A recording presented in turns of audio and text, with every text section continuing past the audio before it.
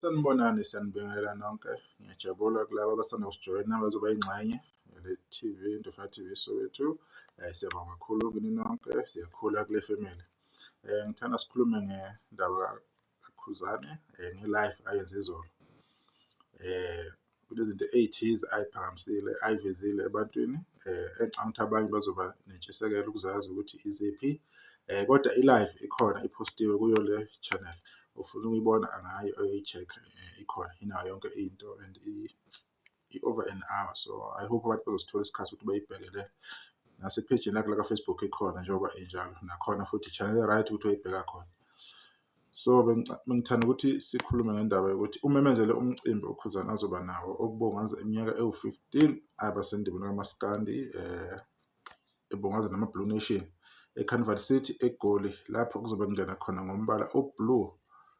Wonke ama-Blue Nation ayamenywa ukube aze ngobuningi bawo azosikhombisa ukuthi uma ethi umfakaMpungose uKhuzani uyinkosi yaMaskandi, uyinkosi ngaliphi, and futhi aphinde akhombise ukuthi uye ungqongqoshe abo bonke oMaskandi bephelele. Lokhu akwenzile kumfakaMpungose into enhle, izinto esiyithandayo, into esiyifisayo ukuthi nabanye abaculi bezenza. Khona futhi nomunye obade wenza omunye umsebenzi wakhe lapha eThekwini e-theatre. Lo msebenzi ngiyathemba wahamba kahle. Nabanye abaculi basazoqhamuka nama-project wabo okuyinto enhle, kumele sibasupport sithenga amathikithi so that bezokwazi ukumelana ney'ndleko. 2022 March 2025 next year kuzoba kanjalo eCarnival City. It's 3 months away. Abantu bane-3 months ukuprepare.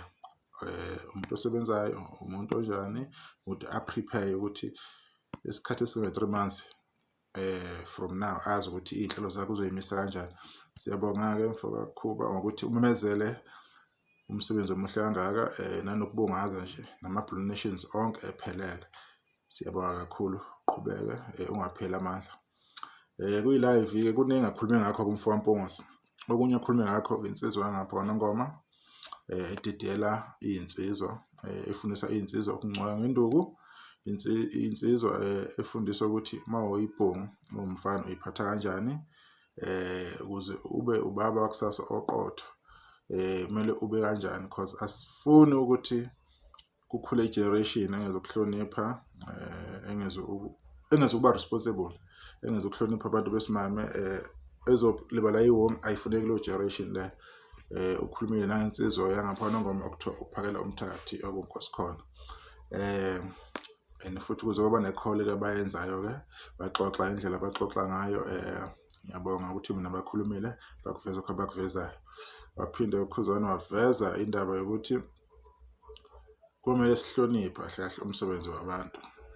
Ungangeneli nje wena TikTok, Facebook, YouTube, ungenela wena njalo, ungenela ukuyogxibha nokungcolisa yonke umuntu into ayizamayo. Le muntu obesebenza, usebenzela ikubo, usebenzela ifamily yakhe, usebenzela ilegacy yey'ngane zakhe, ukuze iy'ngane zakhe zibe covered noma kuthiwa kwenzakalani kuyena. Kodwa if unomuntu ovela afike njalo azongenela nje ukuthi ukuyoca ngenhlamba, ukhuluma noma yini ngawe, okubuhlungu lo muntu loyo akayilutho. Ufana nje nami, akayilutho, akaziwa ngalutho, akadume ngalutho. Nalapho mhlawumbe asebenza khona umuntu ayikho into ayenzayo ngaphandle kwalowo msebenzi asuke eqashele wona. Kodwa umuntu abe nesibindi sokuthi akhiphe amagama, aze akhiphe ney'nhlamba ezisabekayo, bebabize phansi kwey'dwaba zomama, ebabize ngayinhlamba ey'qala ngo-G ezesabekayo. Angasabi nje umuntu, aze akhiphe nembala athi hhayi unomona. Yabona umuntu akhulumeza umuntu one-sure ukuthi into akhuluma ngayo uyayazi. Ebese uzibuza ukuthi lo muntu loyo each and every day yena uvukela nje ukuthi mayenza into ucabanga mhlawumbe ukubhekisa amagama a-wrong kumculi thizeni, uyayikhuza leyo nto leyo and ayehle.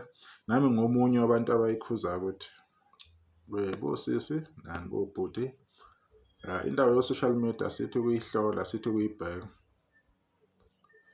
izosinikeza inkinga. Sogcina singakwazi ukuhamba kwezinye iy'ndawo, sogcina manje sesiy'valele endlini, yabo. Kuzoba kubi ngempela, kuzoshuba nje. asiyeke lento, asithande namaciko wethu siwasupporte.